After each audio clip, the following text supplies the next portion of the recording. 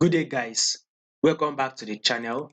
So, to those of you that are yet to subscribe to this channel, make sure you do well to click on the subscribe button, like, share, make your comments. So, guys, first of all, if you watch the analysis I did on AUD last 2 week, I'm not talking about last week. I'm talking about the upper one. That is last week. I told you guys that we will break this trend line, right?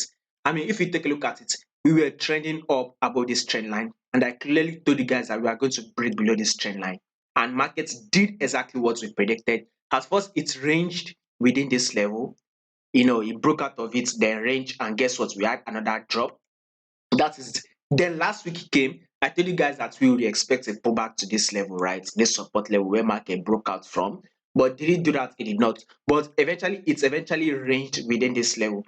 That is to tell you that the buys is very, very weak. It is weak. So this is why it is ranging within this level. So our next movement on AUDUS is to the downside.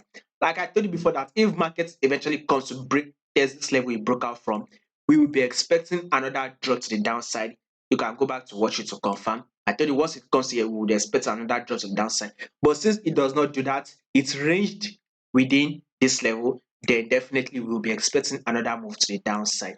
So it will look something like this: lower lows here. Then we add a lower Isaac to test this our trend line. You can see it again to test our trend line. A new lower lows, and now we've gotten a lower Isaac that's going to test this our trend line. You can see it. What next do you expect if you are trading with a trend or trend line? Definitely another new lower low. So basically this week, our bias on AUD USD is to the downside. So we'll be expecting a drop this week on AUD USD.